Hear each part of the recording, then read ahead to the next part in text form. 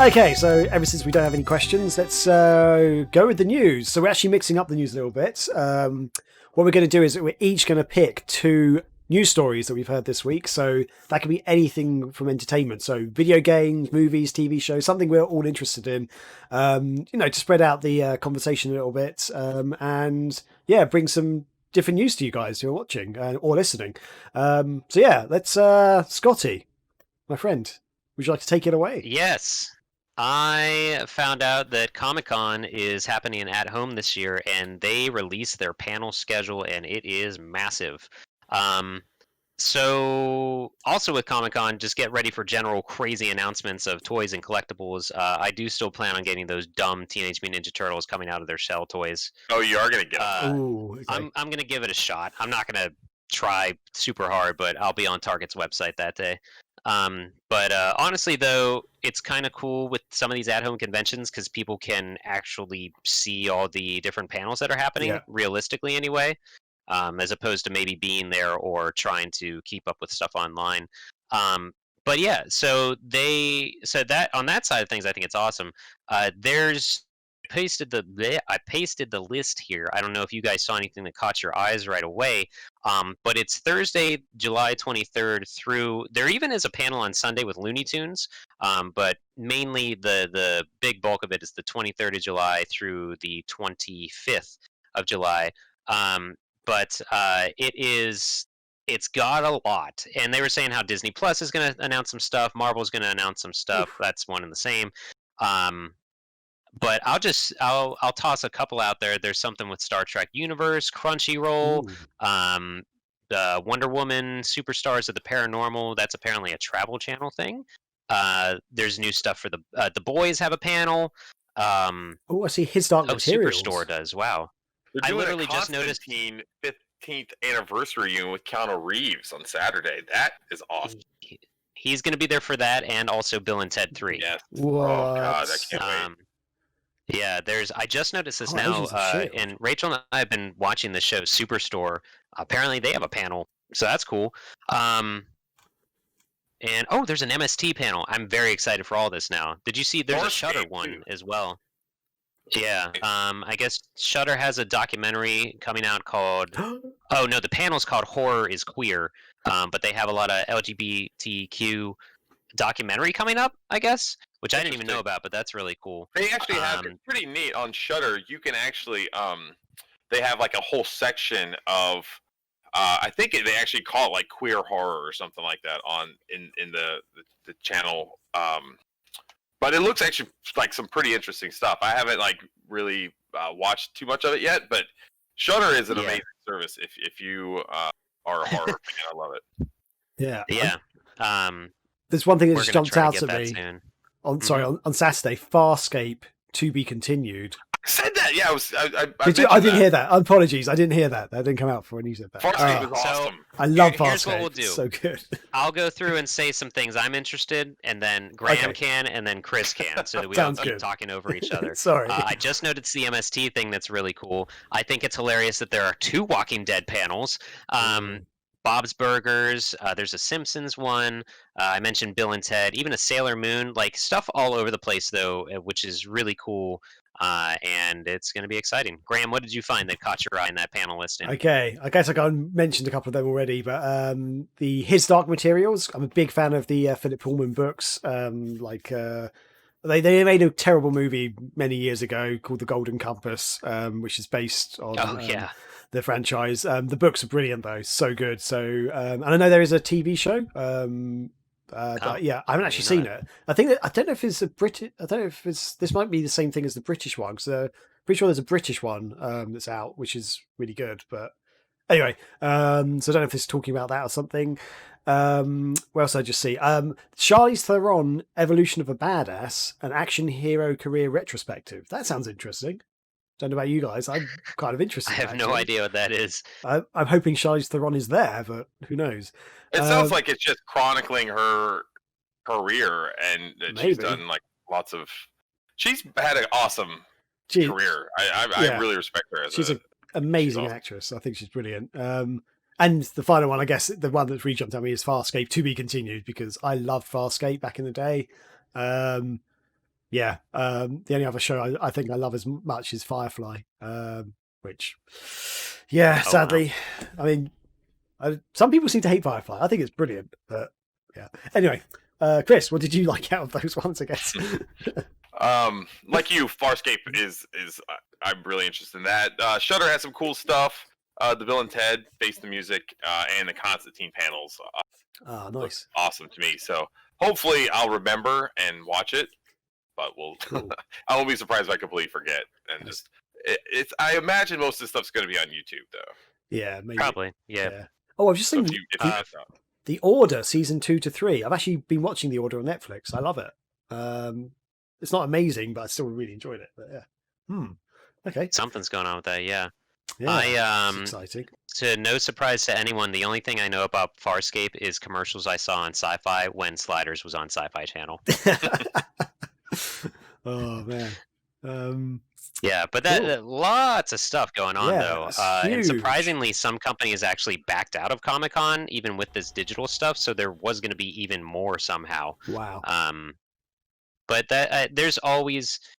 Normally, I forget that Comic-Con is even happening because there's like one in every state now, but also the big ones like this, I forget until someone's like, did you see what DLC is coming to this game that they announced at Comic-Con and tie with the movie? I'm like, what? Oh, Comic-Con. And then it's like, blah, flood of announcements for games and other stuff. So it's always exciting. So probably lots of stuff will come out of that. My other little tidbit of news was that Limited Run Games did their LRG3 presentation. Instead of E3, they have LRG3, which is where they basically just announce everything they have coming up in the year, the different deals they've struck. Some Sega mentions on there was Space Channel 5 VR is coming physically. There's a Grandia collection. Mega Dimensions Neptunia is getting a launch on Switch, I believe, and then also Secret of Monkey Island Collection is coming out. I think that was PS4 and I believe Switch as well. I forget now. I didn't put the list in here. If you guys want to click on the link, you can go check out everything that's on there. For me personally, some stuff that I do plan on grabbing. Return to the Obra Dinn looks really cool, and I haven't played it yet, but I feel like Switch would be a better fit than PC because I want to play that with Rachel. It reminds me of a game that, if anyone will have heard of it, it'll probably be Graham, because I feel like you know games that no one else knows that I mention a lot of times. But have you guys ever played the game Echo Knight on PS1? No. PlayStation 1 games I'm actually not very familiar with, I have to admit. I was very late getting a PlayStation 1. I think I got PS1 after I got my Dreamcast. Maybe even after I got my Xbox, actually. Okay. I got an Xbox and PS2 before I got a PS1. I just remembered. I got my PS1 secondhand for a friend. I was just not interested in the PlayStation 1. It sounds like you kind of went through the PS1 how I did the 2. I got the PS2 after a roommate was moving out, and he just gifted it to me, and so I've not really sat down with anything on PS2. But no, Echo Knight on PS1 was a mystery game, like you talk to ghosts and stuff on a ship, and that's sort of what Obra Dinn is. You're an insurance salesman. I forget the whole thing, but it's a cool mystery type talking adventure game. That's the one with that weird. It's almost like dot art or whatever. What do you call that? It's like not dot matrix, but It the visuals look amazing on that game. I haven't really seen a game like that, I don't think. And but some other ones that I'm probably going to grab that they announced was a Super Meat Boy Forever, probably physically on PS4, and then also a game that really looks like The Thing, the video game, called Carrion. Have you seen that videos of that game, Chris? Because I think you'd get into that too. No, I don't think so. I thought I saw it. I must have just missed that. It was announced a while ago, but the physical release was not until this thing. I can, if you find it's through Devolver Digital, so you know it's weird and cool. But yeah, those ones I'm probably going to pick up. Crazily, they are also re-releasing the first Shantae game on a Game Boy Color cartridge. Also, wow, they've done a lot with Shantae. They're insane. And one last thing I'll say about it, and we can all kind of talk about the list of stuff. Apparently, they do have one more announcement that didn't get finalized legally before the whole presentation, so they have that in the pipeline pretty soon as well. Something that people did care a lot about that I'm indifferent on is they're doing the Castlevania collection physically is getting released, the Anniversary Collection to Switch and PS4. Okay.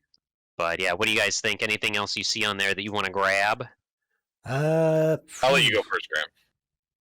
I mean, Episode 1 Racer, Pod Racer. I love that. Star Wars. I knew you were going to say that one. Yeah, it's so good. And Secret Monkey Island. I'm a big fan of the old Monkey Island games. I think they're really good. Yeah, to be honest, I like the Shantae games, but Game Boy Color, really? Yeah. Well, they are doing other Shantae stuff. Risky's Revenge is getting a Switch release, and that Game Boy Color game's also getting a Switch release. But and I want to correct myself because you mentioned Monkey Island. That's a PC re-release somehow. But they did a Command and Conquer Collector's Edition, so they're probably going to do a Collector's Edition with this somehow as well. Okay. Yeah. So just out of curiosity, like on there. With these, is this actually the remastered version where it's got like the updated graphics, but you could switch back to the old graphics, or do you know? Which game? Sorry, the Monkey Island. I don't know. I'm not sure. Okay. And let's see if it does anything for this. Just wondering if it's like the Xbox 360 and PS3 versions, which were really good. Like they did such a good job of that. Although weirdly for Monkey Island 2, they screwed up the controls. Well, I say screwed up. They changed controls and they made it really hard to do stuff. So I wasn't a fan, and it instantly turned me off. The first one though was brilliant. Secret of Monkey Island is the first one, isn't it? I think so. Yeah, I'm gonna have to quickly Google that. I don't think there is a change the graphics button. Oh, okay. So is it just like the original then? Probably. Okay, yeah. Secret of Monkey Island is the first one. By the looks of it. Okay. Yeah. Huh. But yeah, so it's probably just up-resed and doesn't look all pixelated and stuff. Kind of how they did. Has it got voice? Has it got voice acting? Full voice acting? I don't know. Say on the box? You're asking me a lot of questions. You've got the game in your hand, man. It doesn't say anything about voice acting. It has like an old back thing to it. I just wanted to get it to play an adventure game. Okay, because yeah, not sit in front of my computer because I'm weird like that. The special edition on Xbox and PS3, that they actually had full voice acting for the entire game, which I thought was awesome. Basically, it's made the game really good. I mean, the game was really good, but it just they did a really brilliant job of that. But yeah, Chris, anything there that you? Oh, actually, one question there. Actually, Extreme Sports. That's not the Dreamcast Extreme Sports, is it? No. I was when I saw this. I was like, I did too. I just noticed it there. I was just like, there's no way that's what game they're re-releasing. Why would anyone need that right now? Everyone needs that game. It's one of my favorite games. Okay, probably not one of my favorite games, but I do love that game a lot. I thought it was great for its time. But yeah, that's also on the Game Boy Way Forward's game. Oh my god, that's getting a Game Boy Color release as well. So definitely like a cartridge. Yeah, I don't know what they're doing. They're insane. Wow, insane, and I love them. I love Limited Run. So Chris, sorry, out of that list, is there anything that you like the look of? The one that really stuck out to me that I got really excited about is the Grandia HD collection. I remember back in the day, I would get into like flame wars with people on the old Sega forums arguing, and this is so stupid, but we would argue over which was the better Dreamcast RPG between Skies of Arcadia and Grandia. Skies of Arcadia. I always said Grandia 2 was the better one. And I still stick to that today. I enjoy Grandia 2 better. I think the combat system is a lot more fun. I actually enjoyed the battles in Grandia 2, whereas in Skies of Arcadia, if they weren't like the awesome like ship battles and stuff, I just kind of got tired of them. Okay, that's fair. I can understand that. I did watch the Carrion trailer. That looked pretty cool. It looked like that one old like was it PC game, but it was released on everything where you're like, forget the name of it. It's set like was it like Flashpoint or Flash? God damn it, I can't remember the name of it. Alone in the Dark. Not at all. That's how I feel right now, trying to figure this game out. But no, that looks cool. Grandia HD Collection, like I said, that's my biggest one. A Boy and His Blob looked pretty cool. I love that original one on the NES. Had a lot of fun with that, renting that back in the day. Yeah, this one was the one that was on Wii, I think. Sorry. Were you talking about Flashback for the Carrion game? Okay. Oh, okay. I hadn't seen the picture. I just looked at some screens of Carrion because I wanted to double check. But yeah, Flashback. Yeah. Does it kind of remind you guys of that too? Just the way he kind of runs and how he's. I can see that. Pulled back a little bit further than your standard kind of side scrolling. Yeah, kind of. The lighting effects and stuff. It looks a lot dark, like darker, like more grotesque. Sure. If that makes sense. Like. Yeah, but yeah, no, I can see that, and that's a cool game. So this could be also cool, maybe. Yeah, no, I'm super excited. I think this was a really solid show for the limited run guys. So I'm happy for them. They got some. They're getting some really big IP. I mean, they have the Star Wars license. Yeah, some of these other games. It's pretty big, and they're finally working on some Castlevania games like this. So. That's really cool. That Anniversary Collection, I'm absolutely getting that. I can't wait. Just out of curiosity, does Disney now own everything of LucasArts? Like, did they own the LucasArts? I don't think so. Games and stuff. Because I don't. Well, the only reason I'm saying I don't think so is because I feel like it would be a nightmare for Limited Run to get the rights to anything Disney. Yeah, I was just curious. I don't think they bought LucasArts, but they do obviously have like the Star Wars IP, like that. Goes with it. So yes, I'm wondering. Let me look up who owns them. Because the episode 1 Pod Racer was made by LucasArts, as was Monkey Island. Oh right, yeah, you're right. So yeah, and because it was, you're right. They do own it. It's on Wikipedia. Yeah. Wow, brilliant. So that's pretty cool. I mean, Disney doesn't seem to make many games these days. I could be wrong on that. It's been a while since I've seen an actual Disney-made game, so it's kind of cool to see this coming out. I know they're not technically making it. Limited Runs is releasing the game, but it's cool that they're letting that happen, basically. If you didn't like Disney before, it says here also on April 3rd, 2013, Disney halted all internal development at LucasArts and laid off most of its staff. Yeah, I feel like that's how I kind of knew they owned it, because I vaguely remember they're the ones who basically shut it down. It's like, oh, damn you. That's what it said. However, LucasArts remained open so that it could retain its function as a licensor. So that gives you your answer about Limited Run. There we go. Yeah. Cool. Thanks, Disney. Hope your reopenings of the parks are going well, you fucking idiots. Gotta use those games now to keep your money afloat.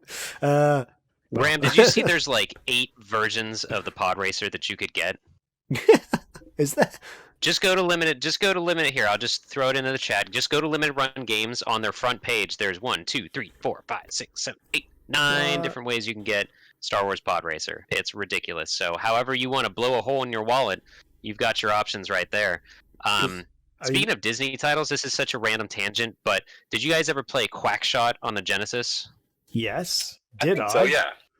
I love that game, and I found out that there was a Sega Ages port on Saturn that has Disney's Castle of Illusion and also Quackshot. They were re-released on Saturn for some reason, and I illogically want that. Because NEX used to play more Quackshot. Because I don't think I have my copy of Quackshot anymore, unfortunately. Or if I do, it is the cartridge, and it is. Oh no, I found it.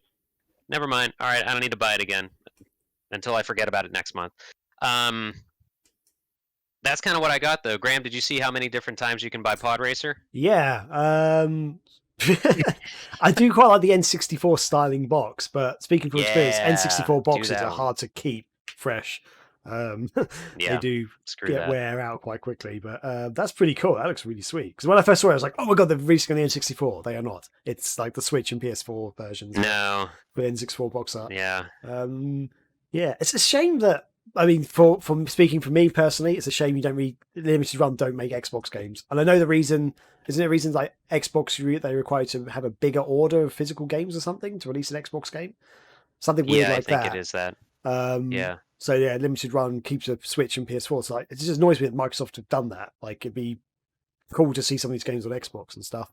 But yeah, that's cool. I mean, I've downloaded the digital version of Pod Racer already on Switch, so I kind of don't need it. This is the thing about Limited Run game. Very few of the games actually interest me. I think it's cool they do it for other people, like collectors and stuff. I don't have the space for physical games really anymore.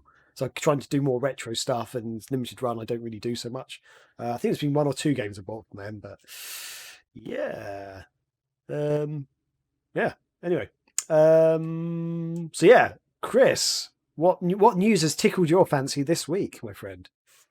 Okay, so I started talking about this bit of news in my kind of intro or whatever, and then I realized, like, wait, I can't keep talking about this because I'm talking about it later. So this goes back to my mini rant that I was having about Sling and Fubo and the other like OTT providers. So this all happened in a short span over the past week or so. That YouTube TV announced they were going to raise their prices about 30% to $65 a month. Then Fubo also announced that they're raising theirs to $60 a month. And the thing that really pissed me off about Fubo, which that's who I had before, is they not only did they raise the price, but they also cut a lot of the Turner channels. So TBS, TNT, CNN, which I don't really care about CNN, but TNT is where I watch AEW wrestling, and I have to watch that every week. It's just part of my routine, and they cut that. So that's like I can't have that. That's like a game changer for me. So I had to cancel Fubo, and like I said, I went back to Sling. But the thing here is that if you look over just the past 2 or 3 years, because that's really when a lot of these services started becoming popular, like 2016, 2017 and stuff. So when YouTube first came out, YouTube TV, when it first launched in 2017, it was $35 a month. And so over the past, in 3 years, it's got raised its prices over 100%. That's insane. To where it's now $65 a month. Didn't know that. Sorry, it's not quite 100%, but it's close. But at the time, they had just like about 35 channels or so it wasn't a lot. But what you see a lot of these providers doing, and I don't understand it, is because I think part of the attractiveness with going from cutting cable, and then going to these OTT providers is that you can get like a la carte services. So you can pick from like small packages, paying like $20 to $30 a month, because you don't want all of the bloat that you get with cable, where you're having to pay so much money. But over time, all of these different, like Hulu TV, Fubo, Sling, even PlayStation Vue, would continue to add more and more channels and stuff, and slowly raise the prices. And what it ends up becoming is it essentially becomes cable all over again. Like you're running into the same problems with, they're having to re-sign all these carriers and networks, once their licensing deals run out every few years. And so the prices get raised and everything else. And I'm sure there's a lot of people out there like me that just want a very kind of stripped down, like, cable service at a reasonable price. And that's all I'm looking for. Like, I don't need all these stupid features, like 100 or 1,000 hours of, like DVR and all this other silly crap.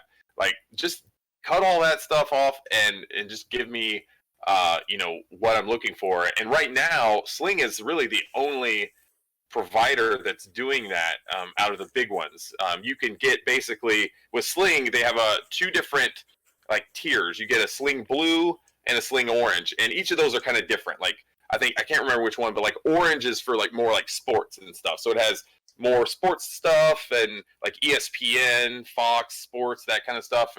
And then there's other ones like geared towards more like news channels and things like that. But amongst that, they all have a lot of the same stuff too. So you'll get like TNT, Cartoon Network, all that stuff, and it's all like $30 a month. Or you can bundle them both together and pay like $45 a month or something like that. So you're still getting a decent deal there. Okay. But Sling is really one of the only ones doing that. All the other ones are just kind of the same. It's, what's really the big difference between Hulu TV, YouTube TV, Fubo, and all this other stuff? It's just you're paying close to $70 a month for these things, and that's really just not the point of when people wanted to cut cable. And so my concern is that we're just kind of going down that same path that we ended up doing with cable. See, this is interesting because we don't have this in the UK. We don't have YouTube TV or Sling TV. Go ahead, stuff. Graham. Oh, there was lag. Sorry, I'm interrupting now. There must be a massive lag with me. Sorry. That's a bit bad. Can you hear me okay? Yep. Good. Okay. That's awkward. Yeah, we don't have YouTube TV or Sling TV or Hulu TV. Like, I know of Hulu. I've never even heard of YouTube TV until this very moment. And I know of Sling, but I think that's from their other Red, stuff. I think. Ah, yeah. Okay, I heard of YouTube Red. We have like some YouTube services. We don't have these over the top. I guess on demand video services like that though. So yeah, it's a bit interesting. Yeah, we have cable, we have satellite TV and stuff, so and packages like that. But yeah, I didn't even know these were things. This is impressive and shocking to hear that what's happening. So, my question for you, Chris, the only time we have Hulu and we have Prime Video and we have Netflix, that's it, I think. Yeah. The only time we run into issues is when we want to watch a certain movie and we think like, oh, let's watch Three Men and a Baby, and we go to like, that was on Disney, but then I was like, oh man, you know what's great? Adventures in Babysitting, and that's on Disney Plus, but it says not until like July of 2021 or something. So we try to find it elsewhere, and we just can't, because I mean they're not going to say like what service it's on when you're on Disney Plus, like go to this service instead. So sometimes we'll find it on Amazon, but then it's like you need the Showtime app, and we're just like fucking, you know what? We're gonna fucking pirate it. Good job, big time corporations. Now you're forcing us to piracy because it's hard to just find one movie. Do you find that any app for you works better outside of Shudder, like for trying to just watch a movie? Because that's seriously become a weekly issue for us. Yeah, the one thing that I found that is actually really good is we use the Amazon Fire Stick, and we actually have a Fire TV in the other room, so it's all built in. But that's good because they're continuing to integrate a lot of these other like OTT services and other streaming channels into kind of their search AI or whatever algorithm. So when you search for something, say you're searching for Adventures in Babysitting, like it'll give you the option of buying or renting it from Amazon, which is usually like $4 for HD, or it'll say like more ways to watch. You click that, and it'll give you options of like, hey, you can watch this in Stars for free, or you can watch it on like Disney Plus or something like that. So not all of them are integrated. Like Shudder isn't, for example. So if say I wanted to watch like Hellraiser 2, it wouldn't bring up the Hellraiser thing for me in Shudder. It wouldn't say that that's available. So I do have those issues. There's a couple of websites that it's called like wheretowatch.com or something like that. You can put it in, and it'll tell you all of those. But I found that even those aren't always very accurate because like licensing stuff comes and goes so fast that I couldn't imagine trying to keep up with that stuff. Yeah, I remember having the issue. I forget which movie it was that we watched. It might have been Spawn or something, but I rented it on YouTube, and I forgot that I had only rented it. And so I tried to go back to find a screen cap for the header image for the podcast, and I couldn't watch the full movie anymore. I'm just like, oh my fucking God, this is so stupid. We should have an easier time than ever to watch whatever we want to watch right now, and it's actually harder. I think we do have because of that. Oh, I'm sorry, Scotty. Go ahead. Oh, the last thing quick I was going to say is we have a Chromecast, but it's been hiccuping a lot, and you can't run certain apps through that, so I think we were leaning towards a Fire Stick anyway. Yeah, I think they're supposed to, and I think Amazon has some sort of big event, whatever their version of like the Apple event or whatever is, and usually that's when they announce like new products, and so they'll usually will drop it like that day, like Sega Saturn style, like where they're like, hey, here's the new next generation Fire Stick, and it's available to order right now. And so I think that's coming out. But even if you wait and get wait for like a seasonal sale, you can find Fire Sticks for like $30 or something like that. Right. Really cheap, and it's worth it. The like just the UI is just very slick. It's quick. You can do a lot with it, and if you want, you can hack them too, and do some stuff. I haven't bothered with that with mine, but I hear it's pretty easy. From there, so yeah, I've heard that too. I'm just I'm beginning to feel like more like an old man, where I'm just like yelling about cable bills and all this other shit. So that's crazy. Retiring. Yep, this is the kind of stuff I get angry about now. Kids I mean, it's crazy to me where, like, how far it's come in just the decade, because like in college, and this is kind of an example of it. So in college, I found Lost in Translation, and it was somehow a Bill Murray movie that I didn't know existed, and I totally torrented it in like 2 parts, and I watched it when I was home once, and I'm like, this is a great movie. And there was nowhere I could find it without renting it, and that's kind of when renting stores were just disappearing left and right. Blockbusters and whatever were going out of business. But Lost in Translation is now one of my favorite movies, and that was a result of torrenting that movie because it was so hard to find.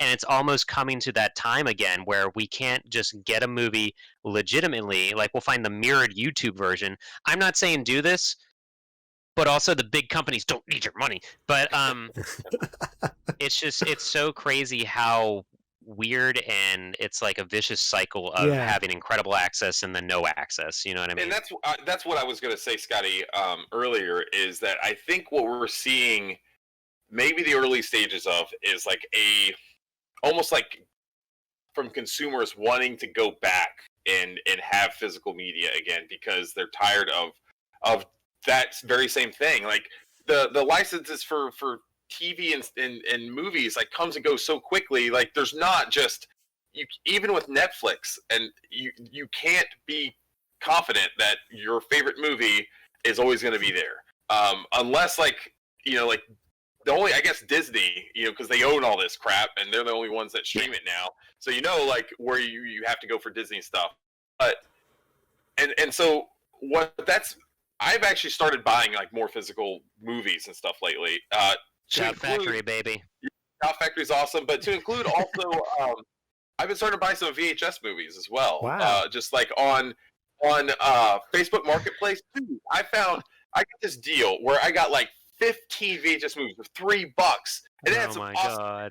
It had those are going to build the walls of the mega barn. It's going to be built out of your VHS collection. I bought it had Kingpin, E.T. It had like a bunch of I didn't have any of the Star Wars movies, but it just had some old horror stuff in there. And it was a good little bundle, $3.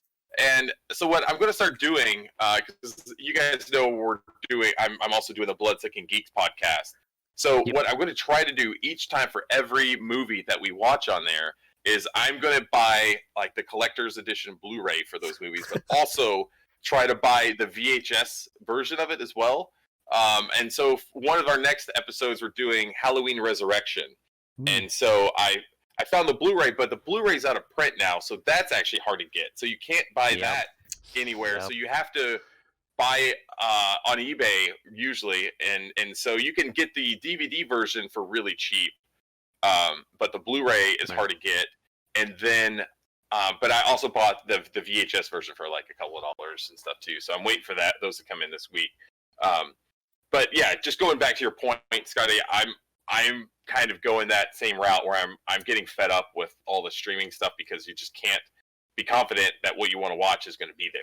Yeah, I actually had this situation the other day. So I've been going through all the Marvel Cinematic Universe movies and stuff. Oh, yeah, one by one. I had that. And on Disney Plus, they've got all of them except for the Spider-Man movies. So basically, really, well, in the UK they don't. For some reason, they don't have the 2 Spider-Man movies, the ones with Tom Holland in. And luckily, I'd bought my brother a birthday present, which was the Blu-ray double pack of both movies. And since COVID, I haven't been able to give it to him. So I cracked that bad boy open and stuck it in. But there was one thing that really annoyed me about the Blu-ray, and DVDs as well that do this as well, is all the freaking menus and stuff. I hate them. Like, some of them you can't skip and stuff. I'm just like, I just want to watch the movie right now. So streaming services, it's like, streaming service, I love you because it's just instant. But yeah, the fact I couldn't find it anywhere, it wasn't on anything. I've got Disney Plus. I've got something called Now TV, which I don't think you get in America. But they do a lot of big shows and movies. Netflix. I've got Amazon Prime. And it wasn't on anything. So it was just like, thank God for that Blu-ray. Otherwise, I wouldn't be able to watch it. But yeah, so you're kind of right. Thank God for Disney Plus. We tried to watch those before Endgame came out. Rachel and I did try to go through all the Marvel movies. It was a fucking chore between what my roommate owned at the time, what I owned at the time, and like other people didn't. They weren't streaming anywhere. You couldn't find the first Hulk movie for some reason. Like just ridiculous stuff. Wow. Well, I'm right there with you. The Edward Norton Hulk movie or the other Hulk movie? I mean, never mind the fact that you just had to like super specify your search to find the Hulk movie first, but it was harder to, I don't know. This could be a whole nother podcast. It was just hard to find certain movies that didn't make sense. They were difficult to come by. One last thing I'll say about all of this and Chris's sickness of now acquiring VHS. I've noticed some things starting to release versions on VHS. Like a documentary I recently bought on Blu-ray, they did a VHS version, awesome. And I've seen other stuff. One of the there was a documentary about rental stores, I think, that they released on VHS as well. That's I gotta find. You know what? I'm gonna look that up right now just because I forgot about it, and I'll send that to you as well, Chris, because I think you dig it. A few weeks ago, my mum threw away all my old VHS tapes, except for my Jackie Chan collection, because I refused to let her do that. What's going on?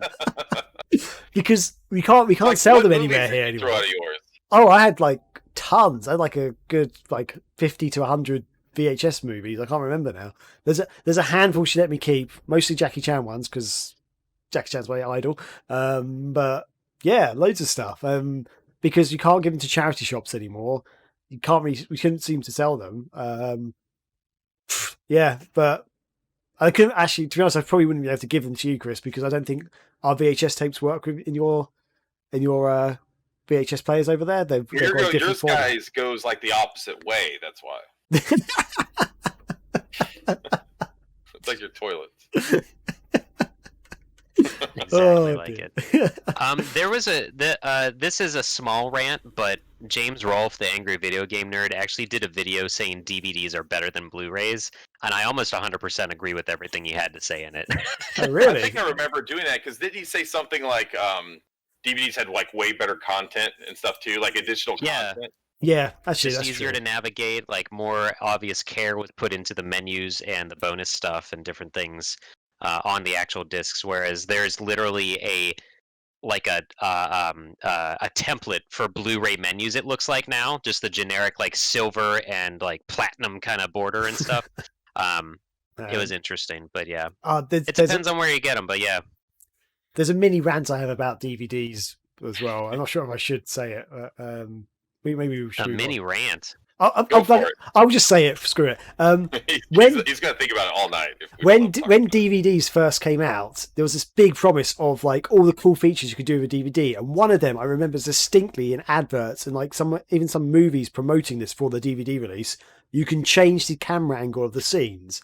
I haven't seen a single movie that's been able to do that. What? There was a thing that you could choose. You could choose the camera angle, and I was just like, "That's amazing!" And my friends at school were ranting about it, going, "Oh my god!" Because at the time I was like, "VHS is way better," because it's for some reason I don't know why. I would tell you really what that's VHS. For, Graham, my sweet summer child.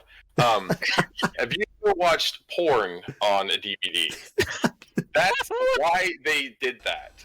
What, really? Because you could switch scenes and other camera angles. Are you making this up right now? I'm not making it up, because there's no real movie that's going to allow you to switch scenes. Like, what feature length, like theatrical movie is the director going to be like, I'm fine with them switching scenes in this? No, what it is, it's like when you're watching an adult film and you want to be like, okay, I don't like this angle because this dude's butt is right in my face. You can switch it, and you can switch to a different camera. That's what that was for. I feel it's not for actual movies. I feel like a full big production Hollywood movie would have multiple cameras in some scenes, whereas a porn movie would have like one dude with a camera just standing there. Like, well, I mean, there are those movies, Graham. Yeah, okay. There are those. Oh, let's please talk about the different qualities of porn now. Well, okay. Well, the fact is they really advertised it, and it never bloody happened. I've never known anyone who's got it. So, well, I just want that promise. Sorry. Let's get out of here. I'll bring it back real quick. The documentary I was thinking of is called Adjust Your Tracking. It's about VHS is actually, not rental stores, but I've heard very good things about it. It's called Adjust Your Tracking. I put it in our chat there, but I haven't seen it. I need to buy it. Nice. Yeah, cool. Anyway, Chris, sorry, what's your other bit of news that you're interested in? This, I'll go through this really quick because I don't think there's a ton we can say. But did you guys see that Sony revealed the PlayStation 5 box art? Yes, I did. Yeah. I guess some of it got leaked, but then someone for Godfall, they tweeted it out. And so it looks pretty much like your PS4 boxes. Like it's still blue, like the plastic's still blue. But at the top they have a white strip with the PS5 logo and the old school PlayStation logo next to it. I think it looks fine. Like it's a lot of people are mad about it for some reason. Really? I guess I don't know. Some reason somebody's mad on the internet. Wow. I don't. The only thing I could say is maybe they really wanted something new compared to, because I mean, PlayStation. Actually, I'm going to double check my PlayStation 3 games, what they look like.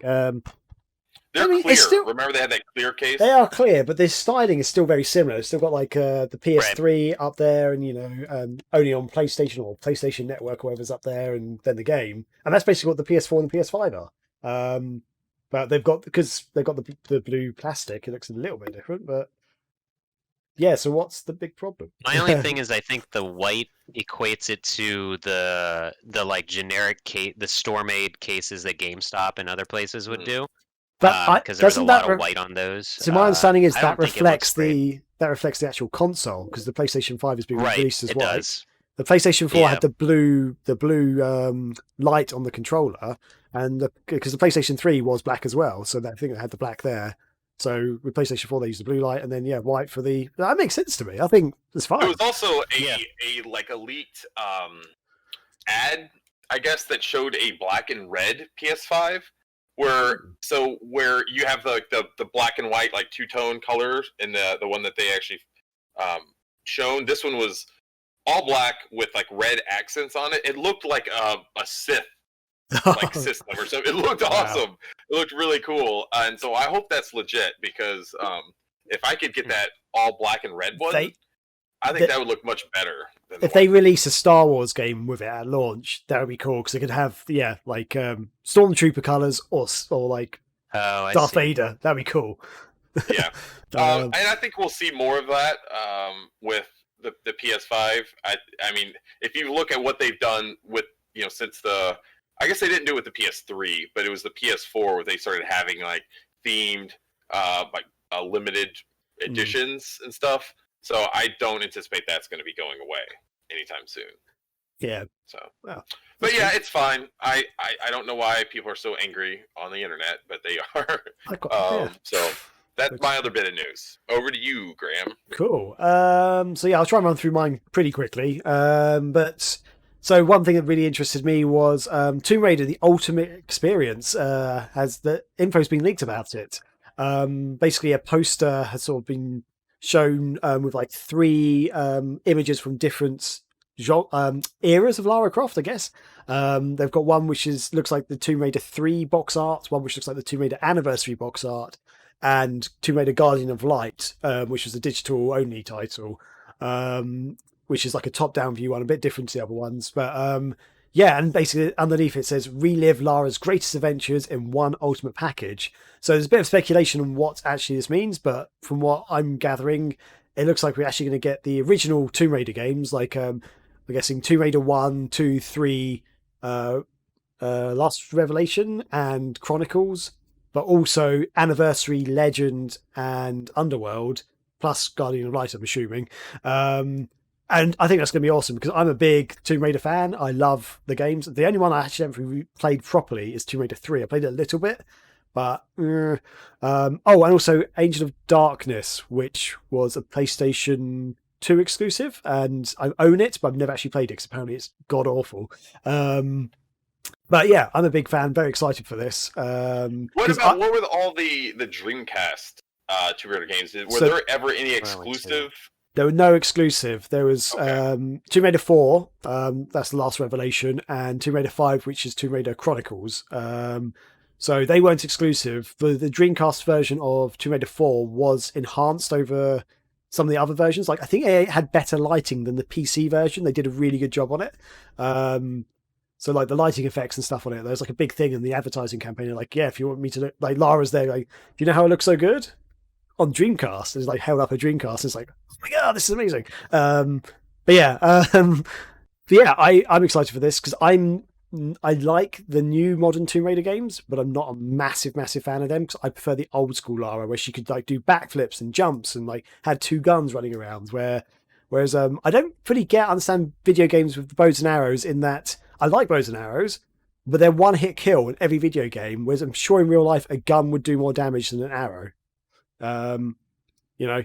So. Bit weird, but what do you guys have you guys seen this? Have you guys got any thoughts? Oh, actually, I should probably let you know what the poster also says. It's coming to Xbox One, PlayStation 4, Steam, Switch, and Stadia. So oh no, coming to everything. It seems everything with a pulse. So not the Vita, unfortunately. But yeah, have you guys seen this? Are you guys interested? Do you not care? I mean, Scotty played through Tomb Raider 1 on the Saturn the other day. I'm sure you're a massive fan. No, I didn't. Didn't play through it because it sucks. Didn't finish it. Walked away from it. How dare you, sir? It's a great game.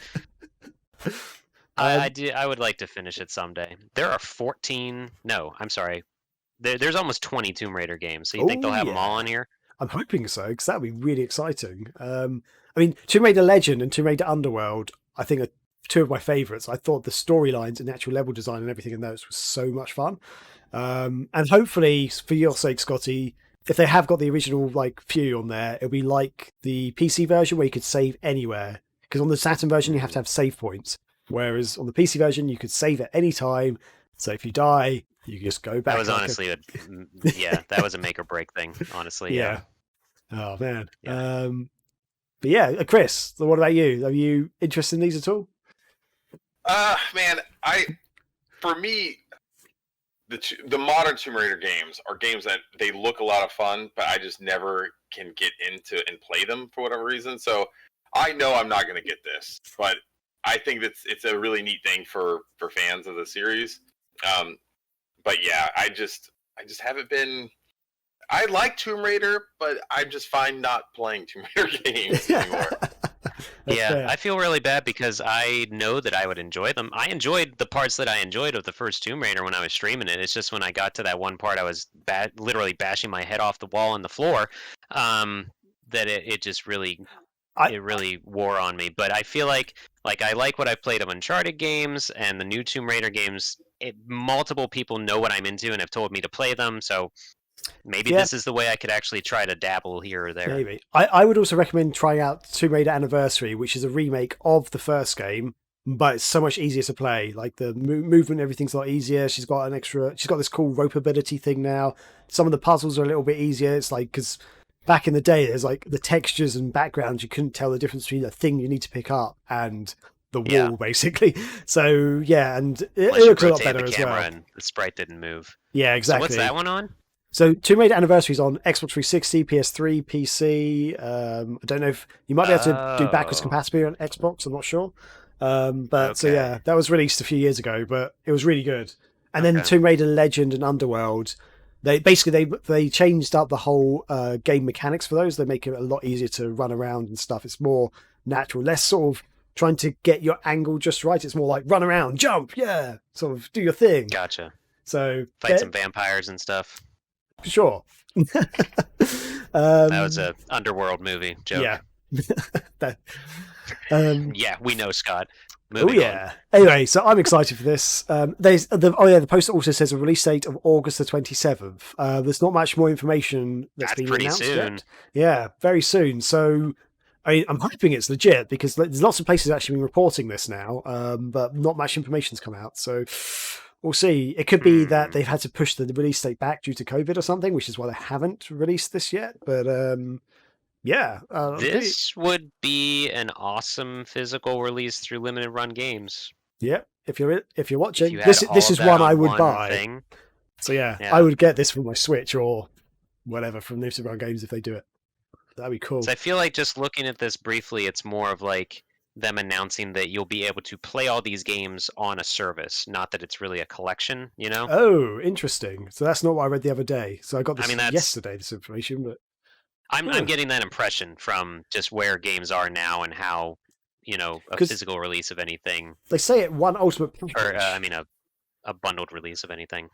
They're saying in one ultimate package, so to me that sounds like a game. Like maybe if it's just digitally, that's one thing. But yeah, I don't know. Yeah, like the Rare Replay, you know, for the Xbox One, they had the Rare Replay, which had like 28 games in it. You didn't like that? Download them. No, I don't want to get into that rant too. It'll just sound more like an old man again. I hate video games. They suck. Wow. What else is happening? So, in other news, so this is something we reported on Megavision's website. More Sega focus, which is great. So we announced that Sega's releasing the Astro City Mini Arcade, which is like a little arcade unit, like kind of like the mini consoles, but arcade unit. And they've already announced that. So they said there's going to be. I've actually just forgotten the amount of games. I'm going to have to click on my link that I've just included in this. They haven't listed all of them yet. They haven't listed all of them. Yeah, it's like 36 games are going to be on this, which is a pretty decent amount. But they've announced games more than 4 on your micro, you idiots. Sorry. Go ahead. I'll stop interrupting. But yeah, they've announced that Virtual Fighter's going to be on there, Altered Beast, Golden Axe. So quite a few heavy hitters on there. So they've announced 10 of the games so far. There's going to be 36 in total. But interestingly, it's now available for pre-order on Amazon's Japanese store, which you can actually create a new account from anywhere else in the world, basically, and put your pre-order in, because it does ship worldwide. It's going for 14,080 yen, which is about $129 or about £102.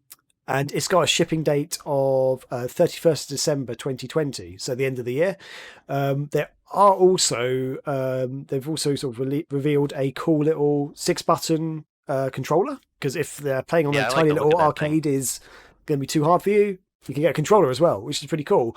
There is a separate purchase. It's about 3,058 yen, which is about $28 or £22. Weirdly though, I can't seem to pre-order this from the Amazon site. It's available for pre-order. I'm not doing it this time. But I did not it last shipping time worldwide. For the Game Gear Micro. But yeah, for some reason I couldn't get a controller. It says this is not shipping to your destination, but the console itself is. So I don't know what's going on there. Though they've only got a launch date of December 2020, so I'm assuming it's going to be the same date. But they haven't got. That's just a placeholder thing. Yeah, though. It seems like a placeholder very much. So we'll have to see. And still no word if there's going to be a Western release for this at all. Hopefully there is. But yeah, are you guys excited? Have you guys got your pre-order in? From the sounds of it, Scotty, you haven't. But Chris, have you? I was trying not to do that this time. Sorry, I was muted. Chris, before you answer, do you remember how much your little Neo Geo cab was? Because didn't you get one of those, the tiny ones? Oh, the Neo Geo X. Something else. Did you get one of those? Am I making that up in my head? Oh, this. Ooh. Yes. Is that one of them? It's like in a shadow. I can't really see. Oh, sorry. Yeah. So this is. Okay. Cool. I actually have 2 of these. Wow. I bought one because they dropped the price to them like $30 or something on Amazon. And I was like, all right, well, I'll buy another one. Yeah, if this was $30, I'd get it right now. So I did pre-order one of these. There is like a third-party company based in like Japan, I think. And basically, what you could do is get them buy your product, ship it to them, and then pay them to ship to you, and they'll do that. So for this controller, if Amazon won't ship it, you can go to this other company and have them ship it to you, and it's like an added fee that That's interesting. So you'll probably be paying shipping plus like some sort of handling fee or something. Yeah. I don't remember what their name is offhand, but I'll look at that because I do want that controller. Yeah, the controller looks nice.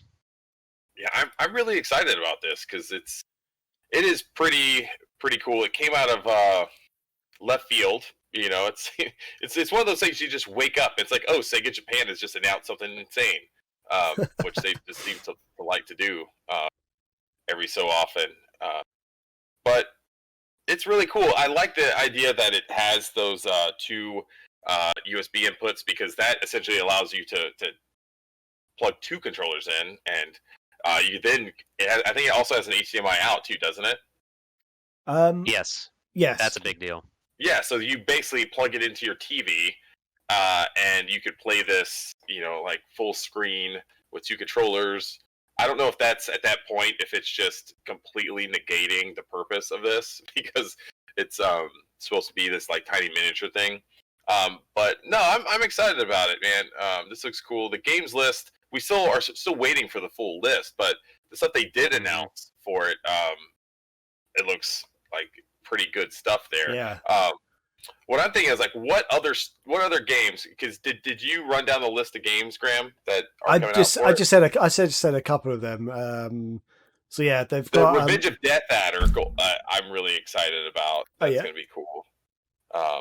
That's the isn't that the fighting one? The fighting game one? I think so.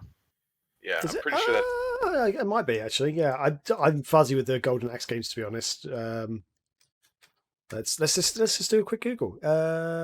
It's not. It doesn't look like it. It's an arcade one.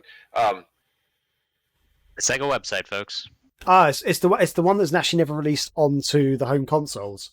Right. Okay. Cool. Yeah. So it's another side-scrolling beat-em up. It wasn't released on home consoles. So yeah, that's quite. As long as they don't screw it up, and as long as these are all the arcade versions of these games, that's like a big deal. Yeah. Like, don't throw the Genesis version of Altered Beast on this thing. You know what I mean? Like, I want this to be legit. So and hopefully M2. I don't know if they've announced who's doing this, but hopefully M2 is doing it, and so we can get actually good emulation. So what you're saying is you don't want the Game Gear version of Virtua Fighter on this? Is that what you're saying? I will lose my mind. Nobody wants a Game Gear version on Game Gear. Didn't they confirm that M2 is not doing it? Did they? Somewhere? I haven't seen that. I gotta find where that was. That's maybe it's because we were just talking about the retro pad or the fighter pad Dreamcast thingy, but the buttons on that controller for this thing look really nice. Like, they're really raised up, so it looks like they'd you'd really feel them when you're pressing them. I don't know how to say what I'm excited about for it. It looks comfortable. Yeah, it looks quite comfortable to use, doesn't it? It's kind of like a square shape, but it looks really fitting with the retro style of the arcade itself and the color scheme and everything. So it looks pretty fun. Also, Chris, I didn't even know that Neo Geo thing was a real thing, and I've just ordered one. So yay! Jesus Christ! Ordering stuff. How much was it? I got a bundle with two controllers for. Well, I don't know if I should say it's £9. I also have a Neo Geo Gold X. Go buy one of those. I just wanted that's so expensive. I wanted to compare the price of the Neo Geo one to this one, because people were like, "Oh, it's $120," so I didn't know how expensive the other ones were. This is under £100, but it's like, it looks like it's been discounted at the moment, but not a huge amount. So I'm pretty sure the Neo Geo thing has been I think it's discontinued now, so still get on Amazon in the UK. Go for it quickly. Right, but I think they're trying to sell through the stock on a lot of those now. But yeah, buy that Neo Geo X Gold while you're at it, Graham. Yeah, I've known about that for a long time. That's expensive cheddar, my friend. I bought one on eBay right before the price on them started going up really high. I think it was like maybe $100 or something around there. And they were selling for quite a lot more than that. But I have got it all like boxed and everything. Everything is with it, so it's in really good condition. And it's really neat to take the actual handheld out, because basically what it is, it's like there's a docking station. Like the actual AES is basically just a plastic shell. You open that up, and there's a docking station in there for the handheld, and then there's all these ports on the back. Kind of like the Switch, but a more better, prettier looking box, isn't it? Like, if that makes sense. Yeah. And then what was neat too is like you could buy these they're kind of like, I guess, micro SD looking cards, but I think there's something proprietary on them. But you could buy expanded games and stuff, so you could buy new and then have like a 12 to 15 games per chip or whatever. Yeah. So right now, I can see one on Amazon for £420. Oh my god! No, thank you. But the Mega Pack Volume 1 is £78.55. It's got a lot of games on it though. It's 15 games. So yeah, I don't know. I think I'll hold off on that one. Thank you. Yeah. No, this is cool. I'm excited for this. This is something. It's gonna look awesome on my shelf next to like my actual Neo Geo Mini. And is there any games though, before we move on, that you guys would like to see on this? Because I'm trying to think. Sega Astro City games, because I'm not. So, I just found a tweet by Yosuke Okunari, who works for M2. He has confirmed that M2 doesn't have anything to do with the Astro. That's scary. Yeah, I don't trust Sega making hardware anymore. So it's being developed and released by Sega Toys rather than M2. Okay. I mean, Sega Toys do make some good stuff.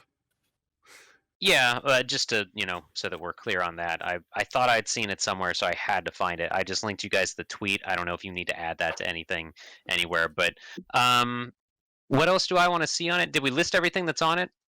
No, we haven't. Well, we know it's going to have 36 games, and we know of like 8 of them so far, but we don't know what the actual full list is going to be yet.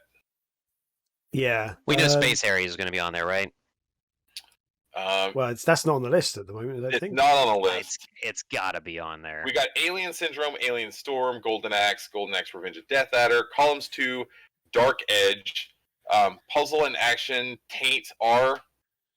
It's Taint R, but Virtua Fighter, Fantasy Zone, and Alter Beast.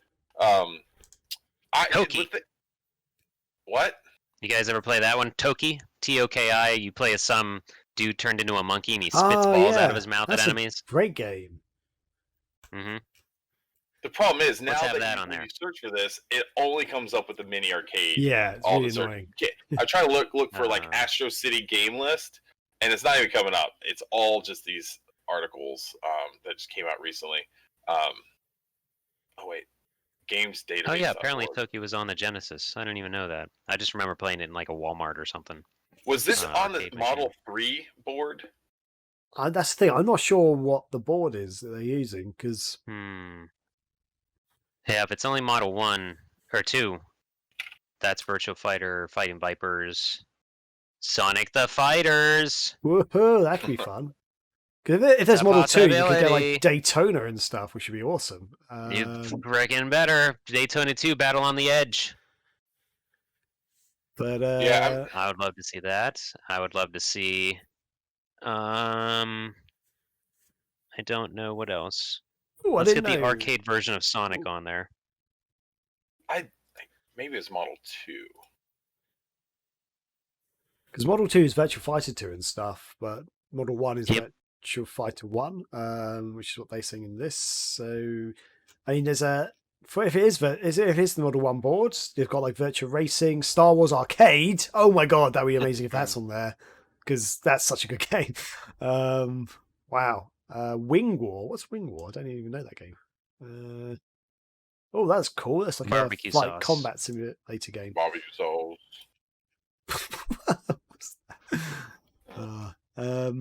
But it can't just be a Model 1 board because they've got the older games on there as well. So I mean, I'm assuming it's just an emulation of various things. So I mean, that's how they do it these days. So it could be almost anything. I'd love to see one of their like early original games. Do you remember there was a game they did? I can't remember the name of it now. It was like Donkey Kong, but a kind of slightly isometric. Congo Bongo. Was that it? Yes. I'd love to see that game on there because that's a game I've always wanted to play. I know I could get an emulator and play it, but I've kind of always wanted to play it on like the actual arcade. If you look at the list of games on here, these are older arcade games, so it's obviously not Model 3 or Model 2. We're probably if people are yelling at us. Listen to this so bad right now. That's like, you idiots. Let's move on because we could be doing this all night. Let's face it. Yeah. Cool. So yeah, I guess that actually wraps up the news this week.